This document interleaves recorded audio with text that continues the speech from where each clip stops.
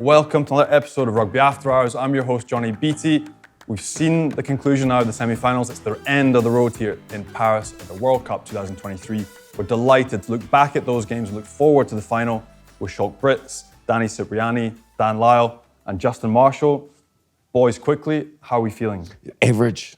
It's been a big week, lads, but it's Why been are you feeling amazing. average? Well, because like yesterday had an amazing lunch, but this is what rugby's about, isn't it? Like rugby's all about the camaraderie, get together. To be honest, what was awesome yesterday was we organised this lunch, impromptu lunch, and Mike Tyndall sort of sent me a message, said, let's turn up, have a few beers. Yeah, okay, cool. We both finished our TV work. But then Danny Keir was there, yeah? And then obviously he messaged Jamie George and he turned up. Then Andy Farrell turned up. And that's rugby. That's rugby in our game the way it's supposed to be, isn't it? Shala, you were there last night as well, but you seem fresh. So what's happened? So the thing is, Marshy promised me, let's just go for a quick beer, one or two, and see where it leads. That ended last night quite late. And Justin was doing some dancing. We were drinking a lot of rosé. It got a little bit out of hand, but I mean, there was John Smith there as well, and it was just a phenomenal night. Has-been players having a good time, reminiscing about the past, and we all got up this morning feeling a bit groggy, I would say. I've lost my voice a little bit, but trying to keep up with Marsha was quite hard. You've done well. Boys, we have to look back. We could talk about the social all day. We're going to have to look back at the games. You've already said, you've given us your opinion on one already. We'll get there in a second. Okay. The ABs showing their class, pummeling the Pumas, and the Springboks, we're going to talk to you massively. 1 point win and a performance.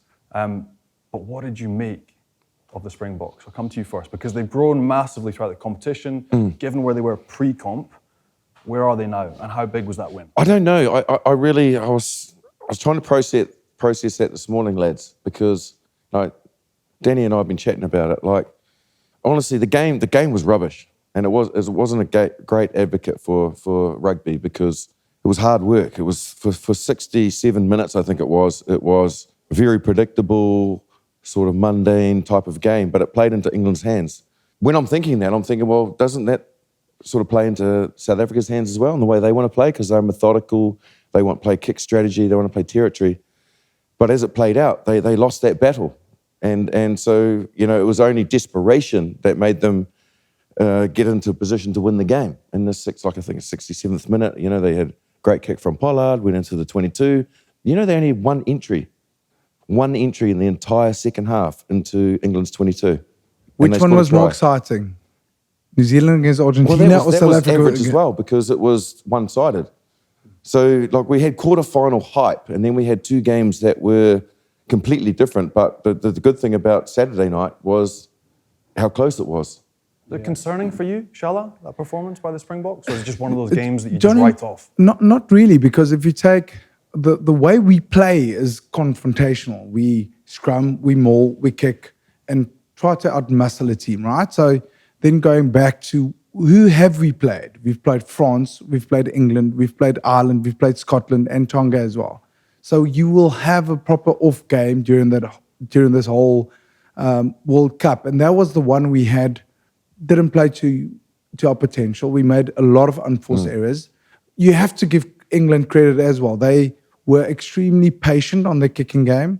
They matched our physicality. They matched us in the set piece. Maro did a great job in the line-outs. And for me, it's what do I take out of the game? I take grit out of that game. We shouldn't have won that game. We only led for 2 minutes and 20 seconds in that whole game, but we somehow found a way to win. And Danny, for the English team, the performance, where does that leave them now? Because if you look at English rugby now, a lot of pride, a sort of statement, even in loss, pride restored, but again, a very limited game plan. So if you move forward, where do they take that? What do they need to add on in terms of layers to their game? If they're going to take on Ireland, France, and the Six Nations, yes, they've got that grit, they've got that power game, but they need to come better, don't they? Yeah, I think in terms of taking anything from that game, there is nothing to take forward. I think in terms of backs against the wall, the fact that everyone wrote them off before the competition, has the competition galvanised the squad. when the team are up against it, do England pull a performance out more often than not? In 2019 in the semi-final, they did the same. You look at that 6-year period, the one anomaly of a result was that game. It wasn't the future and how they then continued to play. It was an anomaly because their backs were against the wall, no one expected it, and they came out. England can do that. They have the players within that. They have the mental fortitude to do that. Is the way the game is coached currently in the country allowing the team to make decisions on the run and adapt in their game plan? That's to be seen. And that long term is going to be Borthwick, Wiggy and Sinfield's plan, because they took the team over from quite an autocratic dictatorship, fear-based coaching staff to now, how do we transition out of this? It was just about winning games in the World Cup in any fashion that they possibly could. That's all that matters in a World Cup. But now, long term, they need to find ways to expand and grow their game because they have the players to do it, but it's a mentality switch. It can't always be an emotional, us against the wall type battle fight. Otherwise, that's up and down, as we all know. You need to have some substance to it, which South Africa have done now with their physicality as well as their nuance and their skill and the individual talented players they have. You know, the Saturday game was almost South Africa 4 or 5 years ago. They weren't allowed to get their Cheslin Colby, Kurt Lee, Willie Roux, Damian Hemza, those boys into the game because it was such an attritional game. And Shala, looking ahead to the final, the AB is a side that you put 30 on in Twickenham a month ago. How are you feeling now for the Springboks side going into this game this weekend? Look, there was a once-off. We went 7-1 splits. We had a specific strategy for that particular game. It is the All Blacks you can never underestimate. I'm actually thinking they're the favourites for this weekend because I want to start that narrative because unfortunately we do better when we are with our backs against the wall. And so going into this weekend, unfortunately we've had a very tough road to where we are now. I was hoping that Argentina would put a better performance to take a bit of, give the All Blacks a bit of sore bodies, take a lot of energy out of them because playing so many multiple games that is so hard and so close is hard for the team. And we wanted the Aussies to play it should have been a better contest. But saying that, what we can take out of it, we found a way to win. And yes, that is pre-World Cup. World Cup rugby is different. The pressure is different. So we shall see. And Dan, you've only been over 6 days, but what have you made as a neutral? Again, we've got one eye on a World Cup in 8 years' time in America. How much have you enjoyed this comp in the time you've been here, the games that you've seen, and what can we expect in 8 years' time? Well, obviously France going out, you could feel that during the AB and Argentina game, right? And all the stadium and all the people coming to the venue versus the week before was just a different energy, a different level. Now the French and the French people have hosted across, the France a wonderful, wonderful World Cup, and that is what it'll take for a World Cup to be successful in the United States. So I hearken back to the 1994 Soccer World Cup, where in 1998 every journalist out there was like, "You're going where? You're going to do what?" And then it was the most attended World Cup of all time, and has maintained that 69.9 thousand fans, so 69, almost 70,000 fans per game back in 1994. So I think it'll be a record World Cup. It'll be a profitable World Cup. We have stadiums that have 300, 400 suites in them, right? Let alone the capacity. So the East Coast will feel very much like Europe. DC to Boston, every 2 hours you're in by train, you're in another place. The West Coast will feel the same in LA and San Diego and San Francisco. And then Texas will be an anomaly of, Dallas and Houston. Vegas? Any chance there's a game in Vegas? Well, I'll put my hands up. The Allegiant Stadium. I'll do Vegas. I'll do Vegas. Yeah. And we'll have the runway of the 26 Soccer World Cup, the runway of the 28 Olympics, and then the 31 World Cup. And then the 33 Women's World Cup. So we have a good runway. We have to start now, though. Right? Well, look, it's super exciting. Yeah. And Marshy's ready. When the tailgate party arrives in America in 8 years' time, Come the there. first man there signed up. He's in it. It's He's Marshy. in it. Right, boys, first game of the evening is going to be agree or disagree. Okay, boys, we've got our paddles, thumbs up and thumbs down. World Rugby Studios have given us a list of statements. I'm going to ask you if you agree or disagree and why. The first one, Will Jordan is the player of the tournament so far. Sips? Fantastic player. Love watching him play. The best thing we have to Christian Cullen in this current day. In terms of his run in the World Cup, they haven't had the most difficult run, so that's the only thing I'm going on. And in terms of that, I'm probably going to lean towards Anetsa Beth at the moment because I think he's had a fantastic competition, and second rows don't normally get looked at regarding Player of the Year. Marshy? That's next level, mate. I respect that because we don't usually, as backs, talk about tight five in general, do we, as being great players. So I love you even more that's now. awesome. Yeah. Look, obviously, I'm going to counter that with the fact that he should have had his ninth. Like Richie Mo'unga should have passed, mate. If anyone is watching a game of rugby, that bloke, he got white line fever. If he had let it go, he would have already broken the record and been the biggest try scorer. Look, I don't agree with the jersey he's in because he's the world's best fullback, but Ian Foster has been persistent in starting him on the right wing because he believes that Beauden Barrett needs to be on the field. And if he can't command the 10 jersey, then he has to be in the 15. But I think we'll see the very best. Good analogy. He's very close to Christian Cullen, who I played with, that I've ever met. So he's unbelievable, Jordan, isn't he? Oh, mate, he is. And when he gets in the right shirt and in the right position, where he's got more time and space and vision, he will set the world alight. But look, mate, he's 8 tries in the Rugby World Cup. Holy, he's not bad. So it was pretty easy. See, once again, you guys look at the guys that score the try. What about the bomb No, squad? there we go, mate. No. Scrumming And we hard. mentioned It's a Beth, mate. Yeah. Like, Look, I would say Ben Earl in a very conservative England shirt, he's been phenomenal. Yeah, he's played well. And Sevilla, I mean, that guy, every time he touches the ball, he's trying to get an extra meter. Yeah. He's great on the floor. He tackles hard. He's been phenomenal. you know the one guy, and I know this is not the question, so I hope we've got time. Tom Curry, mate. Mate, that guy is unbelievable. If you see his face this weekend, Mate, and I remember they're taking him off, and I was watching him thinking, they're taking him off, but he was like limping. His face is all bandaged up. He's cut to pieces. And I didn't understand anything about him. Like, you don't actually get line speed towards South African ball runners because you're on hiding to nothing. He got line speed. He just chops them down. He's tough. Mate, he is a tough. Eh? And the appreciation, You appreciate that, yeah. as he came off in front of us, the appreciation from the England fans for the work he gets through, the grit, just a tough man. Right, fellas, next one. The All Blacks now are crazy to let Ian Foster go. We know he's going, but they're crazy to let him go. Oh, division again.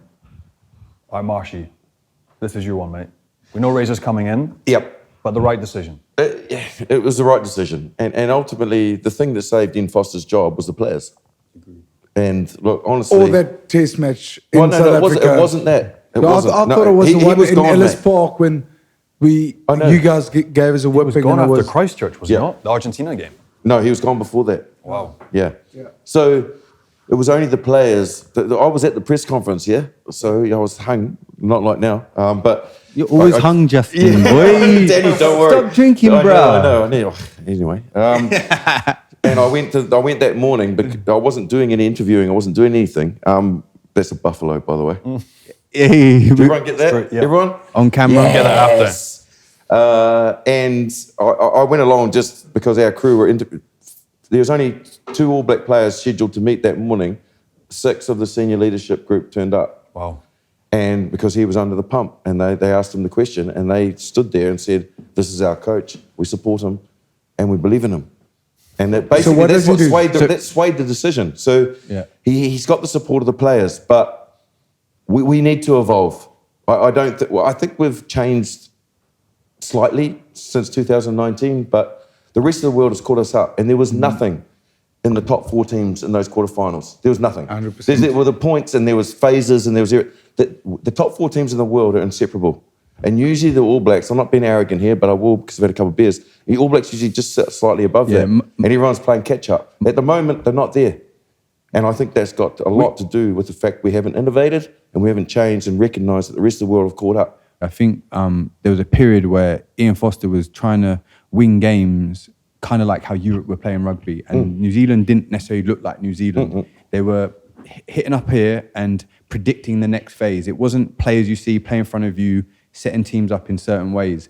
And I feel like they're getting back to that. I feel like they're getting back to their mana, their culture, what's rooted within them. And you see that with how they're playing. I did some analysis earlier, and you see how calm they are getting into position, and the way that they're now turning it on and off. That kind of reminds me of New Zealand again. But like you said, the rest of the world has caught up. Just remember they lost against France. And something you spoke about I think it was a couple of weeks ago, you said the players had a proper chat. Yeah. And it got quite feisty at training. And sometimes it's not always the coach, it's the senior group For sure. that needs to take ownership. Well, look what happened in France in 2011 in New Zealand. The whole team was like, they basically rebutted the whole regime. I think Dissatois took over. And they had a meeting, and the coach was like alienated. Unreal. It was Marco. And they make the final, and probably should have won it. I think it takes time, though, doesn't it, to replace those senior players? And New Zealand lost like some super heavyweight players. I know the coaches have all changed and all that, but Nonu, Carter, McCourt, all of that. It takes time for Sevilla, Mwanga, Barrett, all to grow into that role. True. Kane, and I feel they're doing that. Yeah.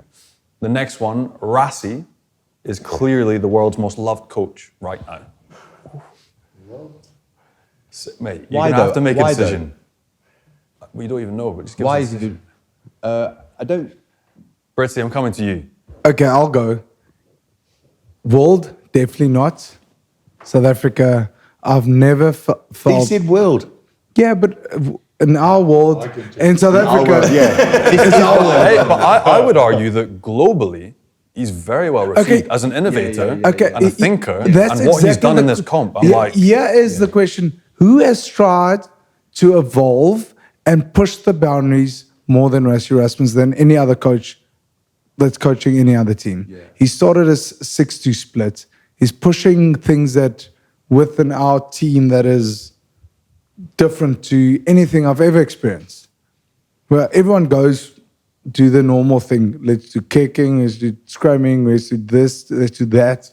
He's going and saying, okay, let's try something different. And he's not scared to fail.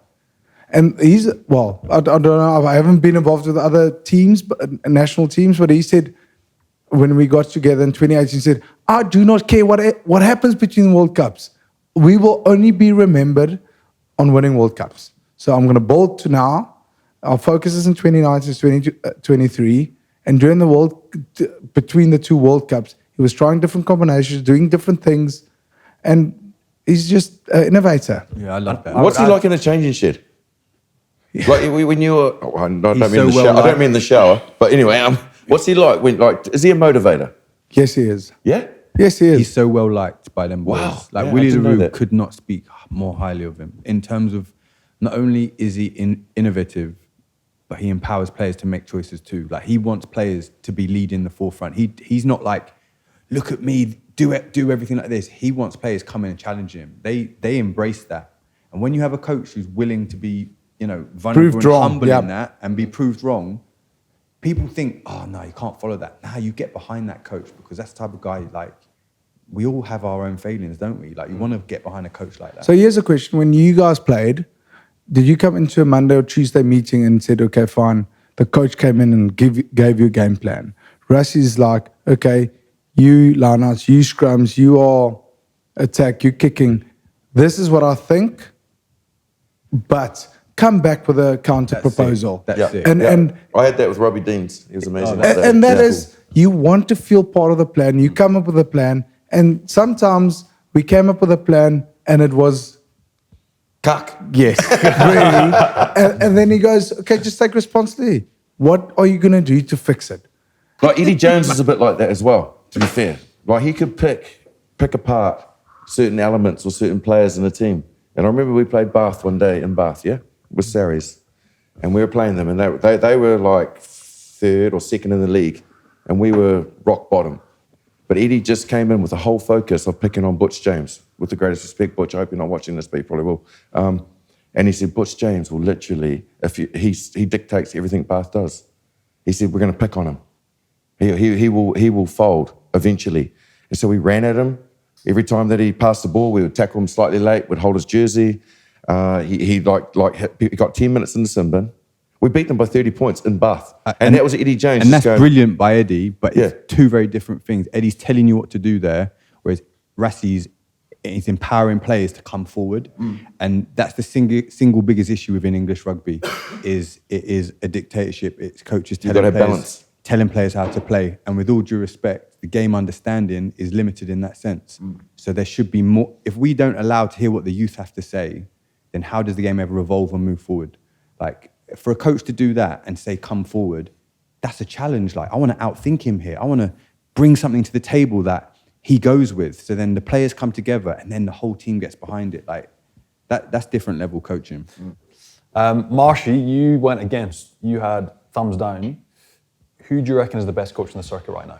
Oh, well, first of all, it's not that I don't agree to the fact that Rassi is a good coach, because he can get the best out of players. And there's no doubt when it comes down to mindset and tactical and the ability to read a game, as Sculler said, like you've got the bench, the bomb squad and all that sort of, like, yes, he's an innovator. And I absolutely agree with that. And I'm obviously not going to say Ian Foster because he's terminal. So it's like, okay, that is the way it is. I'll go back to your point early on. That's what I'm going to bounce back to with Andy Farrell. Yeah. Mate, that guy can coach. Like, honestly, I played with him and I retired. And he was 3 years younger than me. And then I turned up the next year, still trying to milk money out of rugby. And he was my skills coach at Sarries. Yeah. But yeah, what we were working on that first year with him was, he literally said, the problem with rugby at the moment is it doesn't have a short passing game.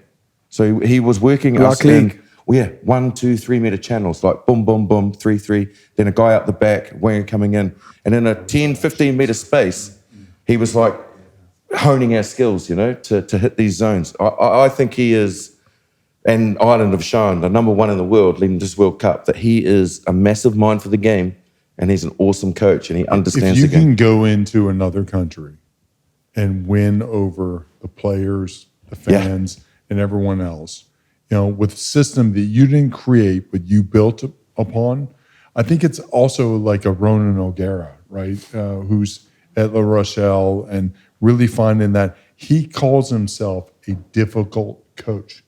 Not because he's rah-rah in the face and telling you what to do, but because he has the empathy, right, to understand. And I think that, I'm with Rassi, right? It's like one of those things that you can feel the empathy. You can feel the kindness, right? Yeah. But you can also feel the passion, the discipline, everything else, and you want to play for those type of people. So the Andys, the Rassis, the Ronans, right? They're just remarkable people to go into environments. I wonder if Ronan could coach England. Yeah, he definitely could. Fellas, thanks very much. Incredible insight. We're going to take a look back now at some of the best moments from the competition so far.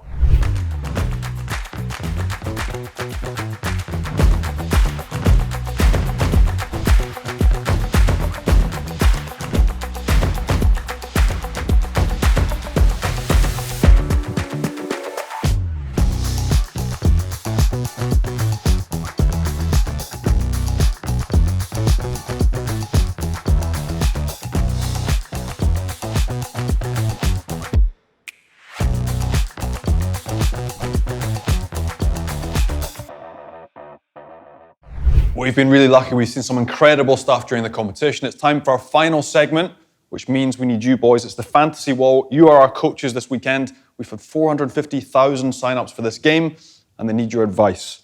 Let's get started. And your first option in the bronze final game. Marsh, you've played a few of these games as well. Before we go, you've been in 2 of them. What is it like? The build up the week, is it going to change much or will it be as it was? Thanks for picking on me, mate. I appreciate that. It was horrible. Like, I remember leading up to my 3rd and 4th playoff in '99. It was in Wales. And we were like, you're down, you're so despondent. It's like the worst game ever to get up for. And we're on the booze all week and we're going around the corner in Wales to this pub. And I looked through the window and Robbie Fleck was staring back at me. And I was like, we're playing each other tomorrow. And he's like, hey, boy. And there's half a dozen Springboks in there. There's half a dozen of us. So we just went in and drank beers and turned up the next day. And the game was, it was like a barbarian-style encounter. So For all you people out there that are thinking about it, Friday's going to be the big game. That's going to be lots of points. Saturday, a lot more tight. So, that being said, Owen Farrell, fly half, obviously, 23 points against South Africa, 156 points in total, a value of 11, so he's pretty punchy. Or Santi Carreras, 16 points against New Zealand, 105 points in total, and a value of 9.5. You have to let us know who you would bench and who would you start for this test. I don't think they'll play Farrell. No. Danny? But you have to pick between one of the two. It's a nothing game. But that comes into the rationale. What I'm saying is, it has to be Farrell because Boffelli kicks, so you're going to get double points with Farrell. He doesn't think Farrell will start, though. If it's between these two. Yeah, but I don't think Farrell will start. Yes, if you're picking fantasy, If you're you need to get Boston, points. why would you not understand. give Ford a chance? Well, So we can take that face off and put it. Do you know what I mean? yes. Would you start? Would you No, start? of course, Farrell? but- Why? What would he get out of that? Yeah, I get what you're saying, for sure. So in terms of fantasy, no, you're right. Like, I'm do you saying play Marcus Smith Carreras this week? Do you play doesn't George even Ford? kick, right? So if it's between those two, Yeah, but right? Yeah, we're literally discussing two different points. You're right Is in what Farrell you're saying. playing? Yes but or he's no? saying, is Farrell going to play? Because it's the third and fourth game. They might play Marcus Smith or George Ford. Yeah. So he's like, let them go.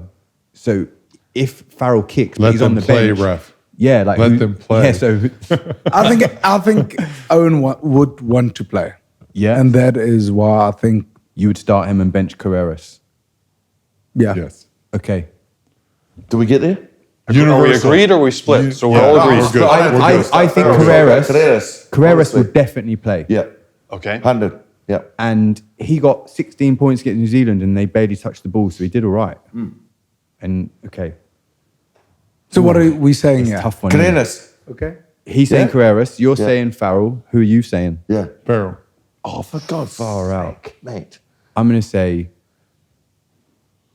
Farreras. You've done me as well. I'm going to take the first part of your answer. Okay, go for it. All right. There we go. Because I don't think Borthwick is the type of man. To play a new No. person. Okay, I fair. think if I get the casting vote and it's Yeah. 2-on-2. And if we're trying to you get go. people to get He's points played on them already, mate. I know, but if we're trying to get people to Exactly. get fantasy points and they can actually have some value, then that's my point. I don't think he's going to change. So I think he's going to start. Therefore, and I'm he'll gonna get start him. points. Okay. He's our coach. Next one. Yeah, You're cheers, a coach. Johnny, I'm the director of rugby. You're the Director director. of Yeah, rugby. we're just loose. We're just loose. Okay, boys. Next one. We're moving on to hookers. You've got Jamie George and Montoya.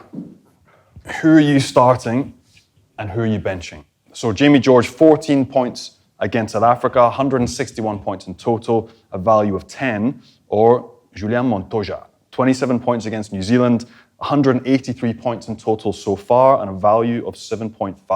So there's a difference in price as well. Okay, now we can go, well, Krev is actually going to start because it will be his last test match ever. Do you reckon? Do you reckon they'll give Augustin a... Yep. Yeah. If But I'm it's, not if getting it's his involved last in this, test I've match already- ever, Bloody got on the wrong side of this. Okay. No, so you're let's go. fine. I'm going Jamie. So you flipped. So you're going Jamie, not Creevy. well, no, No, he no, but started. yeah, Yeah, he's he not- started yeah, because he's it's not these two. Jeepers, mate. So I'm with you. Yeah, you you with with me, me, yeah, you with yeah, me. yeah, So yeah. I'll say Jamie's. Jamie Jamie. starting. I'm going to say Jamie too, because that makes sense. Montoya. You're going Montoya, Yeah. Marshy. I'm going Jamie George, yeah. Okay, so we've got 3-1 split. Yeah. Jamie's getting a start, and Skipper is getting benched for Creevy. Just by the way, a shout out to Jamie George for the worst throw I've Mate, ever seen in my life. Unbelievable. But we did have a joke about it yesterday. His throwing is amazing, but he got the ball, so they wanted to do an overthrow, and there was no towel, and he just said he felt the ball slip, and it's the first time I've seen a number one Kitsy It didn't go 5. You know what? It didn't go 5, mate. And we're 5 meters up and 1 meter long. When you do the replay, Jamie gets time to observe it. Like, so he throws it. It comes out of his hand. And he goes, Kind of just does this. Oh, what the hell is that? You see it just turns in slow-mo. Look at the ball. It's like, it was so unlucky. Oh, such a shame. Right, boys, on to the final. The crunch of the scrum halves. You got Aaron Smith, Ooh, that is big. 47 points against Argentina, 131 points in total, a value of 10.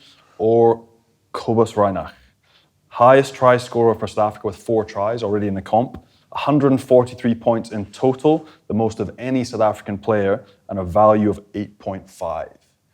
Value for money, I'm going to be quite biased towards the South African. You're going Cobus. Cobus. 2 votes for Cobus. I'm going to say Aaron Smith purely because he's been consistently the best 9 in the world for a long time. I'm with you, bro. Better than DuPont. Give me some. Consistently for a long time. DuPont right now is the best player in the One world of the best. he's the best decision New maker. Zealand number 9s ever. I would say he's top 2. I'd say he's top 2.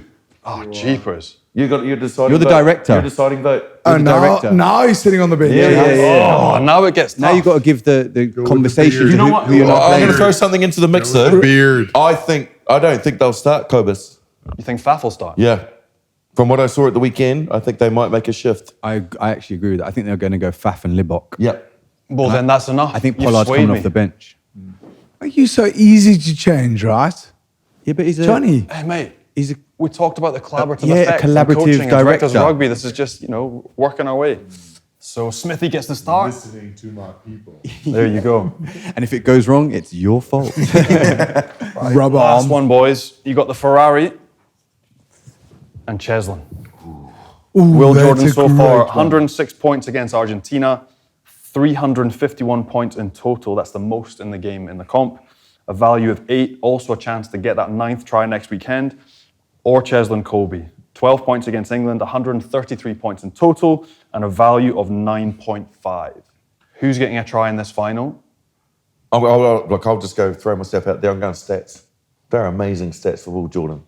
Like, honestly, it's Freakish. 3 times more than Cheslin Colby, who I love as a player. Like when he T-boned, I don't know who he T-boned at the weekend. Do you know what T-bone is? So T-bone's when you like literally get the ball and just run straight at someone's chest. Yeah, I yeah, think it yeah, was- yeah. I Johnny can't May, remember who- who Yeah, just yeah, ran yeah. at And he's Johnny just like, "What are you doing, mate? You're not." yeah, you're 80 kilos. Exactly. And he just goes boom. Yeah, it's sick. But you can't. The stats back up Will Jordan and his performances. So I don't want him to score try. of Because- course you don't. No, because it would be like you've got legends of the game that scored 8 tries. I don't. He is going to be a legend. Yeah, but I mean, it would be great. Like, don't break Johnny Loma's record. Nah. I'm going Will Jordan. You can't do sentiment, mate. You got to Yeah, do. yeah, you Like, can't. what people are here, they want to hear insight, and they want to say, "Okay, Sculler, if you're going to pick someone, who is it? Because I want to win this league 2023. and pick the stats." I want to sit on the bench on this one. Who's sitting on the bench? You. Me. Ritzy's on the bench. Ritzy's putting himself on the bench. I'll bench myself. So we've got 2. I'm going Will Jordan. Will Me too. Jordan. I love Cheslin You Colby. could remove Britzy from this game now Yeah. if you give us a third. The reason I agreed with you on the stat one earlier, we were both, Yeah, we were, that because in America, when you win the Heisman Trophy, it's purely based on stats and Yeah. all the dark arts and fine arts and kicking meters and all that kind of stuff go out the window. You score. So Will Jordan starts for me. Okay, there we go. We've Sorry, got it. Britzy. Okay. It's fair. It's a good-looking team. Oh, It's yeah. not a good omen for the Saffers, is it? Turn it around, quick. Well, there you have it. There are the boys' picks for Fancy Rugby for the weekend. Before I let you go, fellas, I'm going to have to pick you, obviously, for a winner in the big one this weekend. Yeah. Ritzy? Boys, 8. We're going to beat New Zealand by 8. Why?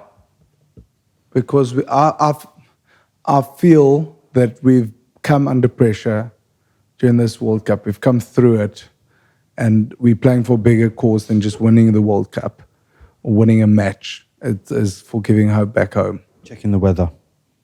Good work. Good. 30% Marshy? raining. What are you- 30% chance of While raining. Danny's checking his holiday plans, what are you... No, for Saturday. I know, know the I know. final. I know. Okay, and that too. I get it, mate. Like, honestly, and I've been following South Africa the entire tournament. Yeah, you and have. obviously, and I've been so impressed. And I just love Sia Kolisi as a leader. Like, he's unbelievably inspirational, and he's great for our game, But rugby. But obviously, There you go. it's like anyone. You pull the shirt on, you play for your country, you want your country to win. Equally, I want South Africa to have that moment, but I cannot shirk away from the fact that I'm an All Black, former All Black, and I love my country and I love my mates. So I'm going to say that the All Blacks will scrape in by, 3-4 points, something like that. Dan, from what you've seen so far from the 2 teams, this will affect our friendship. long term, what do you reckon is going to happen? We're good? Yeah, 100%. Oh, I love you, man. I've always Does it loved you. affect ours? I'm going to go the No, American okay. route and stick with the stats. Both sitting on 3 world championships. In the history of the game, this is a epic match, one of the best of all time. With the history of the fixture is just second to none. But the All Blacks have got a pedigree in the game in the modern era that is just brings out moments that I think change games at the right times, right? So it's a flip of the coin, but I'll go with the ABs. Right? I love South Africa and I love New Zealand. Both we play in different ways, right? I love South Africa and everything, their culture, the way they lead, the way that they empower themselves, all of that. And I love the mana, the energy of New Zealand and how fluid they are in play. I think New Zealand are getting back to the peak of their powers. And I think South Africa are great at finding a way to win. So Remember, but he's one of your best mates. I know, this weekend, I think that I do feel like I'm going against Willie here, but I think New Zealand are going to pip it. I'm just saying. I could be 100% wrong, but I think South Africa have had such a tough run in the competition, back to back to back. New Zealand had a tough game in France. They're fresh. But since then, they've also expanded and grown, and they're playing in a way which, they're ready for any occasion, whether it be the kicking game or the running game. South Africa, how battered and bruised are they after the weekend? And they also showed a little bit of vulnerability by letting England get on top of them. So I think New Zealand might just pip it because no one expected it at the beginning of this competition.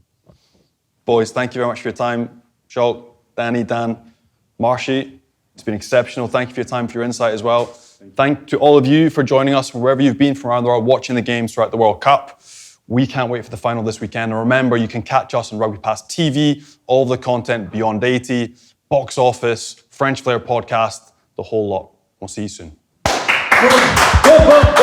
Well done, guys.